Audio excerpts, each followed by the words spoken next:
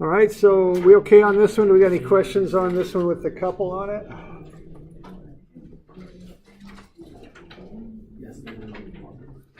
Okay.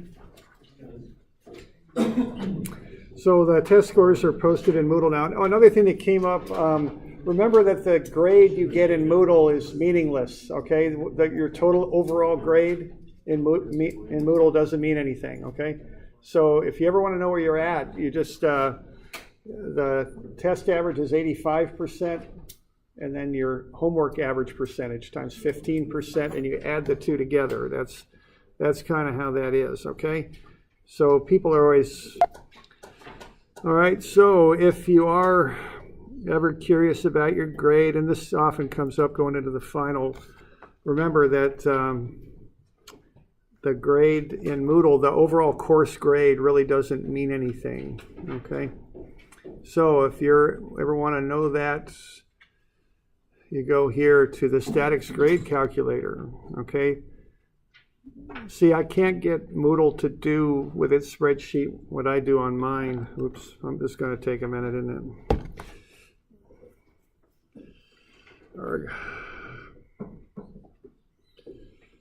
Well, anyway, we'll get to that in a minute. So let's have a look in your packet. Let's have a look at the next bit here. We're going to do some more equilibrium. And we're going to get a little bit more complex than what we're doing here today. So another example we'll look at will be the next one, and that is about 420. Let's have a look at that. We got a bracket there, more of a two-dimensional kind of thing.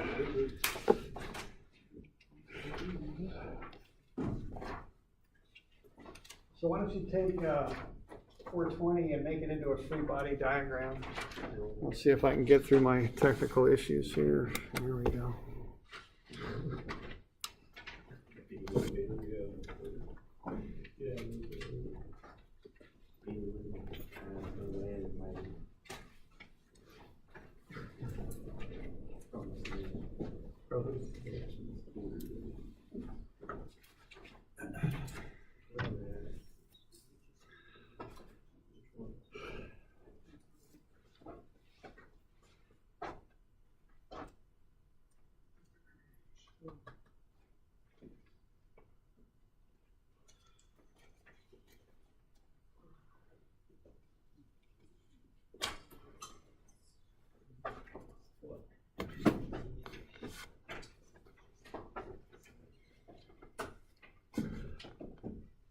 All right, so if you ever, I'm sorry to keep jumping around here, but if you, let's say you want to know, get an estimate of where your grade's at, what you would do here is you would go and download this thing. It's the statics grade calculator out of Moodle.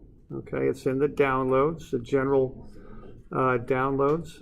It's right there. It's a spreadsheet. Bang, we'll do that. We'll wait a little bit, I guess, while it's doing that.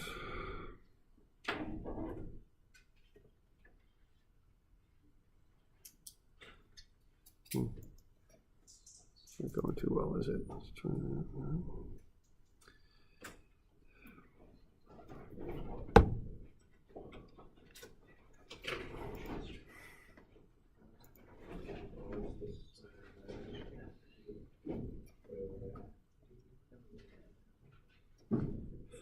You just download that Excel file?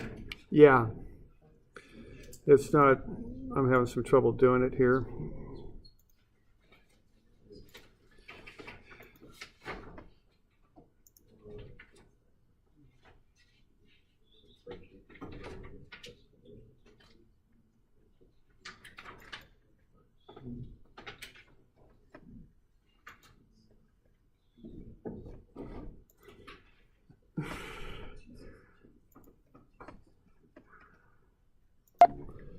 All right, so what you do with this thing is it's called the mechanics grade calculator. So you enter in, up top, you enter in your average homework score, whatever that happens to be. Let's see. Should I do this? View, zoom into selection. Is that going to work? Maybe. Okay, there we go. All right, so now what we're going to do, we're going to just enter in your homework percentage So let's say you're getting 92% on your homeworks, and you've got your first midterm. So let's say you've got an 87 on the midterm. Now, you obviously don't have a midterm 2 and a final. Now, what this is meant to do is put in projected scores on your midterm and final. Usually what people want to know is what they have to get on the final to get a certain grade out of the class. So if you're going to use it now, just put the same score in for that you got on the midterm 1 for all the other scores. And that will get you different projections on what your grade is there, okay? So what we have here, this one turns out to be very, very close, but midterm 1 is an 87, so you're getting 87% on your tests, 92% on your homework. That's going to come out to be either 87.74% or 87.75%, depending on which method you used, okay? Then I've got a little logic routine in my spreadsheet that'll pick the higher of the two. So why don't we, no, that's right, we're going to get, let's just project into the future. Let's say you got an 87 on the first one and you got an 86 on the second one, and you want to know, what do I need to do to get an A out of this class? Let's get a little bit more spread. Let's do that, okay? And you say, okay, what do I have to get on the final to get an A? What you could do is start playing little number games on this thing and keep pushing this number up till you got the number that got one of the two up to 89.5 or higher. Okay, that's really what this is made to do. It's a little early yet to be using this. So it looks like if you get a 92 on the final in this case, that would get you an A out of the class using method 2. Okay. So because you're preparing us for SU, you're going to curve like SU too? No. I'd try. Okay, I know. Yeah, I kind of curve in how I grade tests, frankly. That's really how I curve. Okay. But yeah, OSU will curve quite a bit sometimes, and I think, anyway, some professors there will. Okay, so there we go. So that's how you could use this. So if you want to use it now and figure out, what your current grade is, which I've had a couple questions on, just put the midterm 1, 2, and final is what you got for midterm 1, and then look at your homework, and that'll kick out where you're at. That's what will happen. Okay. All right. Okay. So let's have a look here at some more equilibrium.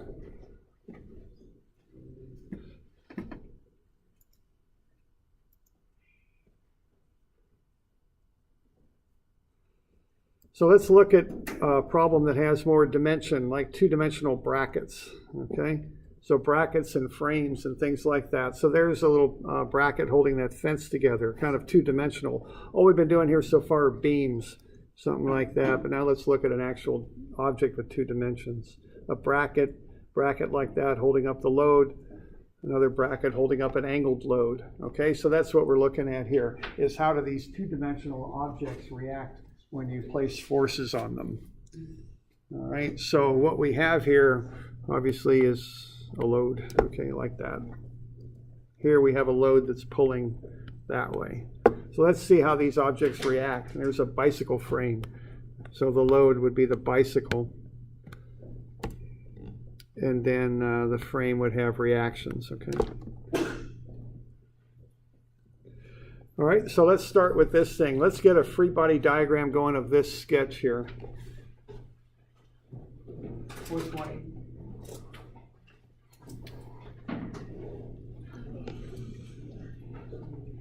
And we have the weight of the bracket is 20 pounds. Okay.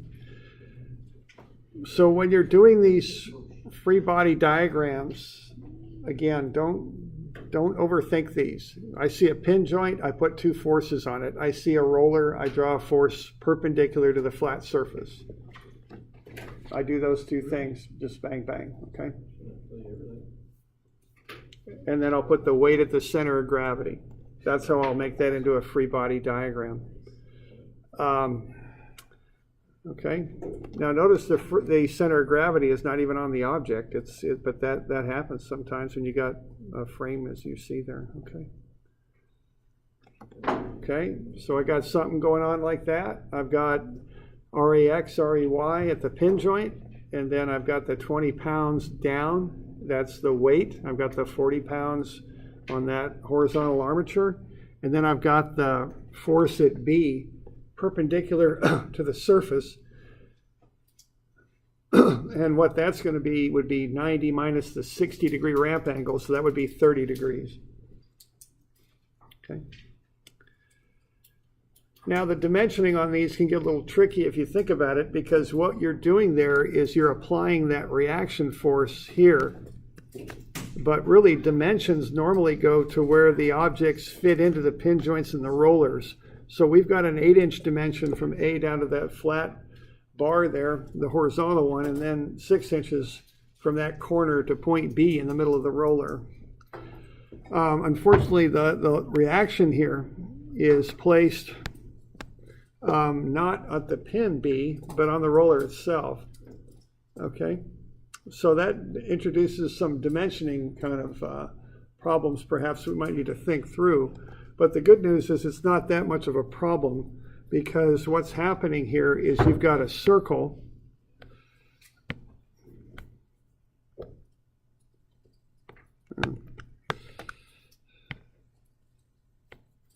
Then we got this point. Now you can think of that ramp as being tangent to the circle, and then you've got a force perpendicular to a tangent. If you check in with a math proof there, that goes right through the center of the roller. So the normal thing to do is to take that reaction and project it such that it goes through B, the center of the roller. So when you've got rollers like that, you don't have to worry about that little extra dimensioning on the round roller, because the force itself is directed through the pin of the roller. So that all kind of comes out in the wash, okay?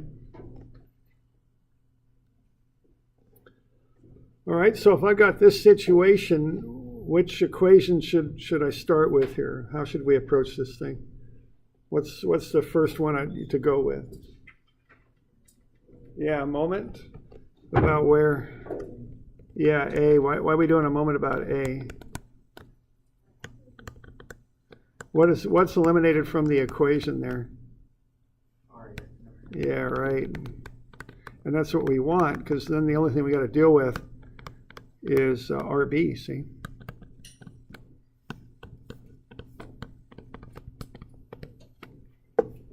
So that's why we would do that, because that'll get us immediately down to one equation and one unknown, which is what we want. I don't want to get into multiple equations and unknowns and get into all that. That's just not, I don't want to go there, okay? So I'll start with MA, set it equal to 0. That way I can solve for RB. Now, one thing I want to point out, and I think this has come up from some remarks that people have made to me, there are two different things going on here. Notice that at pin joint A, there are two unknowns, RAX and RAY, okay? Those are two independent unknowns, okay? Roller B has an angled force, okay, at the 30-degree angle. Now, sometimes people will think of that, and this is why I'm mentioning this, as RAX and RAY, or excuse me, RBX and RBY. But RBX and RBY are not independent unknowns. There's one unknown, RB, with two components based on the 30-degree angle. So I would not really make RB into two unknowns, because they're not independent from one another. They're dependent on what RB is. Yeah, question there? What about the force at G, the 40 pounds? Okay, regarding when you say what about it? Should that be in our free body or not? Yeah, it should, yeah, the weight and that 40 pound. Maybe I just forgot to mention that one. Yeah, but it should be there for sure, because it's applied. Okay. All right, so A has two unknowns, but B only has one. Okay. So what we're going to do here, we're going to start with sum of MA equals 0, because it only has one unknown, and I can go ahead and solve it, okay, and that's RB. All right.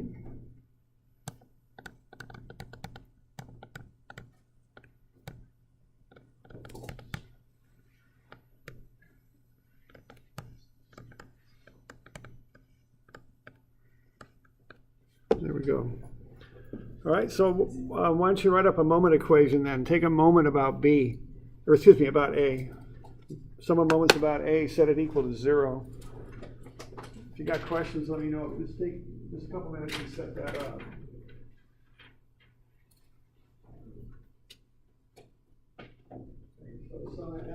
set it equal to 0. Your goal here is to solve for RB.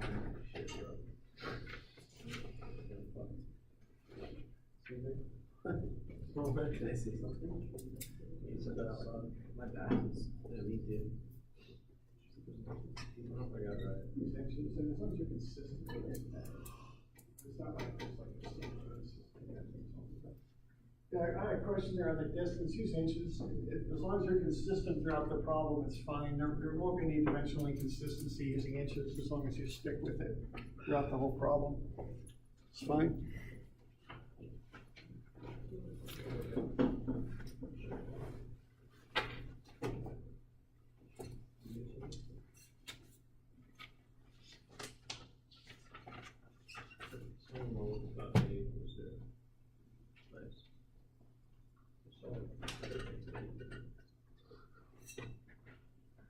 So sum of A equals 0. We're going to get the 40 pounds, the 20 pounds, and then we're going to have to break that RB into components.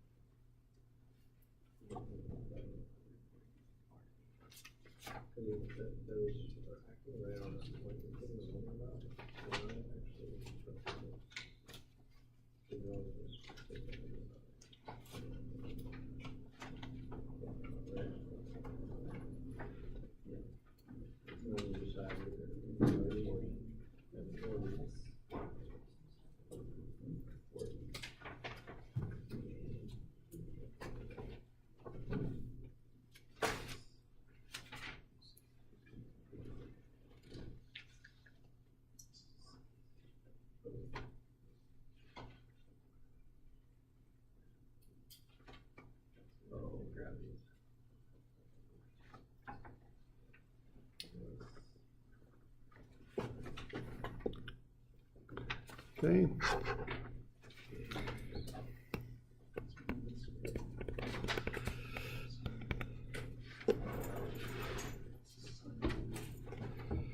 What do we got going on there? We got 40 pounds, 8 inches.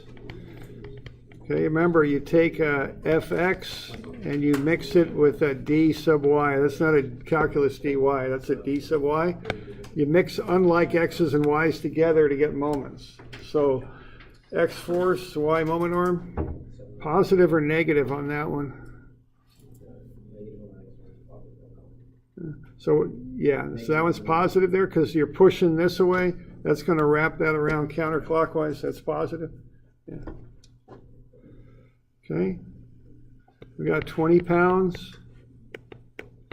And then we've got, what, 1.5 inches? And I always just do it this way. I do the force, the distance. I got a y force, an x distance. That makes a moment, okay? That's kind of how that goes. And that one's going to push down and come around that way, so that's negative, okay?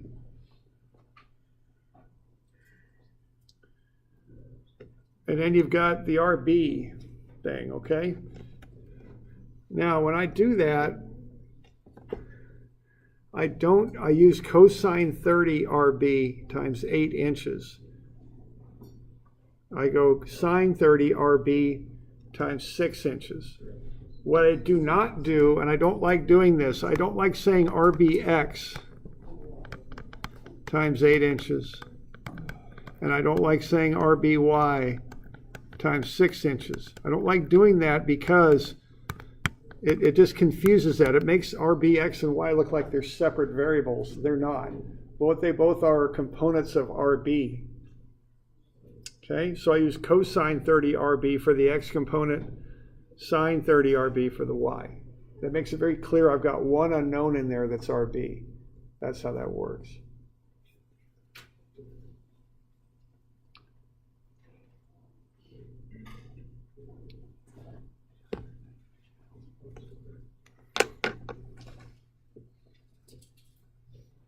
So we're doing all right with that? So we get 40 pounds times 8 inches minus 20 pounds times 1.5 inches minus cosine 30 RB times 8 inches plus sine 30 RB times 6 inches. So I got my sines in there that I'm paying attention to, and I've got 4 different components on that moment. when I add them up, I get 0. So 0 equals 320 pound-inches minus 30 pound-inches minus 6.93 RB plus 3 RB. So I'll take the 6.93 RB and the 3 RB to the other side of the equation. I'll get 3.93 RB is 290. Divide through and get RB at 73.8 pounds up left. Okay. You doing all right with that?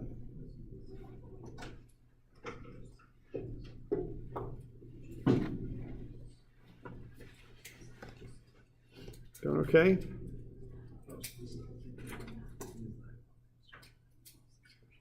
So that gets me RB.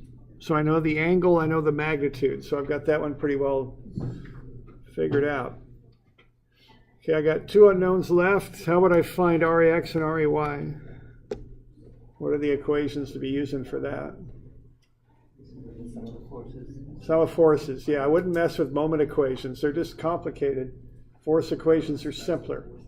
So quite often, once you find the one unknown, you can do force equations to get the others. And I would recommend it because they're simpler equations, less chance for error, okay? So sum of fx and sum of fy.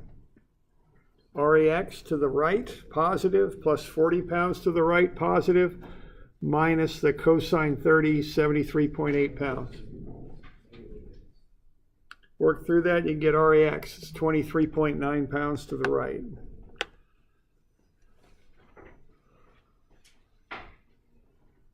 And then I've got RAY minus 20 pounds plus sine 30, 73.8 pounds.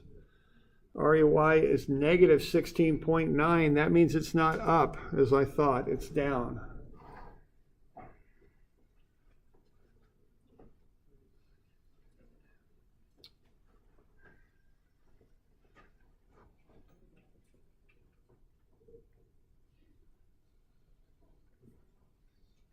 So when you put RAX and RAY into these sum equations, you just assume they're positive? Yeah, that's what I did. But you don't have to. I mean, you can have, if you put RAX to the left, it would have gone in as a negative RAX. When you solved for it, you would have got a negative answer, meaning it's actually positive. I mean, you can assume whatever suits you. Quite often, it's convenient to assume positive because it just simplifies this whole business. So if you can, that's probably a good thing to do. It just makes things simpler. Okay.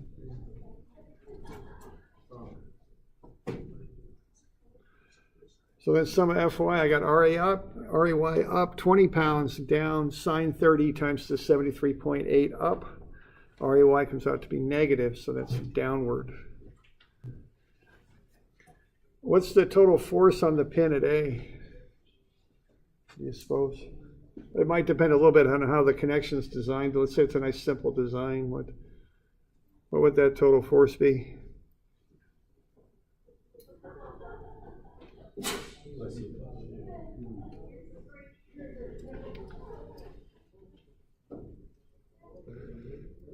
We got X and Y components, I think. Something like that. Okay.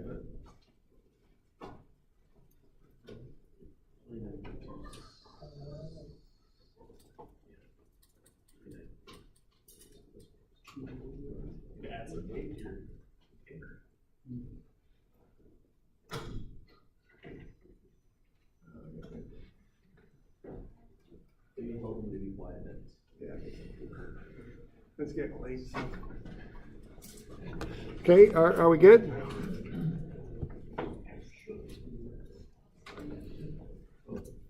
So that's the basic process for doing a 2D problem.